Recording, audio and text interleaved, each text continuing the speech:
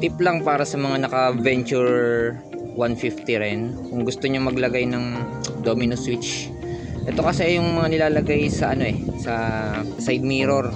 Mayroon siyang left, tapos mayroon pang right. Ito kasi pang left. Ngayon, ang pangit lang kasi dito is plastic. Ngayon, pag hinigpitan mo, ganito mangyayari. Mababasag talaga to. So, may mga naka-experience na rin yan. Ngayon, itong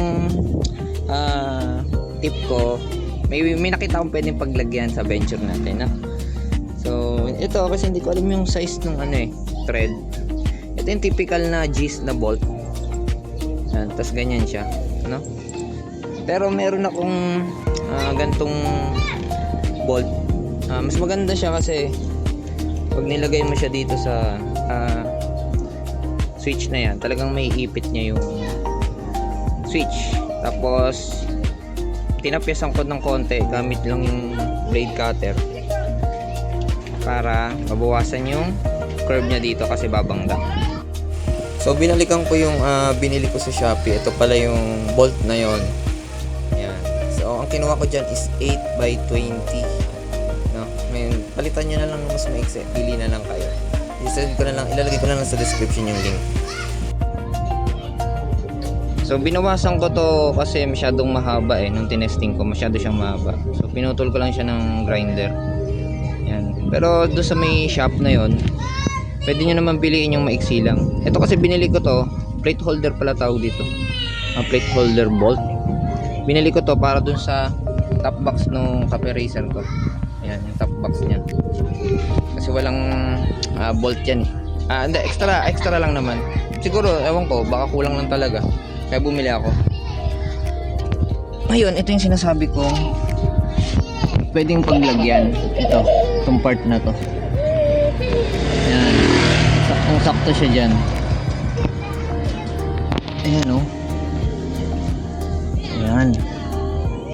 Ngayon, itong switch na to, sabi ko nga, tinapyasan ko lang yan. Dahan-dahanin nyo lang yung pagtapyas. Kasi pag hindi nyo tinapyas yan, hindi yan sasakto doon.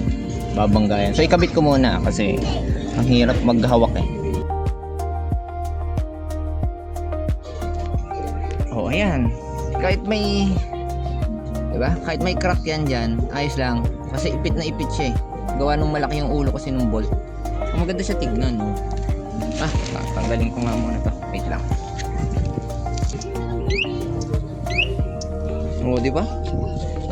Yun lang. Medyo malayo siya sa kamay pag kailangan. Medyo malayo pala siya sa kamay, pero at least meron akong paglalagyan. Kasi yung ganito, pag nilagay ko dito na iipit Hindi ko naman pwedeng masyadong higpitan kasi luluwag tong aking side mirror.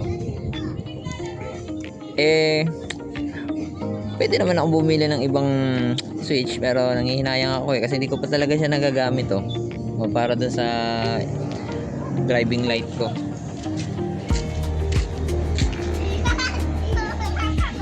Hindi ko pa siya nagagamit. Tsaka nag-uulan kasi kaya hindi ako pwedeng, wala kaming bubong dito Pag nagbaklas ako nitong pairings, abutan ako ng ulan, mahirap na. So saka na. Niready ko na lang muna. Sayang, kaysa bumili ako ng bago, sabi ko baka pwedeng magamit. Naghahanap ako ng ibang paglalagyan. Hanggang sa napaupo ako dito. Nakita ko may butas dito. Tapos naghanap ako ng mga pwedeng bolt. Akala ko nga G's yun pero sabi ko parang malaki. Ito siya. Ito kasya rin to. Pero good thing meron akong isang ganung bolt na itabi pa. Ayan, wala na. Nag-iisa na lang pala yun. Nasaktong-sakto. Di ba? Ipit na ipit. Kahit pindutin mo yan, hindi yan papaling. Di ba? Ayos. So yung tip na yun, hindi naman para bumili kayo ng ganito tapos ikabit nyo dyan. Baka lang kasi may iba dyan na nakabili na rin, tulad ng experience ko, nabasagan, hinayang, wala pang pambili. Pwede nyo ilagay dito sa ilalim. Or hindi ko naman kayo pinapabili talaga ng bolt na yon, pwede nyo naman maghanap na lang ng kasukat. Pwede na, basta maipit nyo lang itong nasa ilalim. Ayos yun. Diba? Ay, kayo, baka trip nyo din na nandyan. Kasi ako, okay lang kahit medyo malayo. Kasi hindi naman ako yung palailaw talaga sa kalsada eh. Sapat na sa akin yung stock. Kahit ito, may mga ilaw to, hindi ko ginagamit. Talagang ano lang, stock lang. Hindi ko ginagamit yung mga yan. So, tuwing kapag kailangan lang, yung mga madilim, yun lang. Sana nakatulong.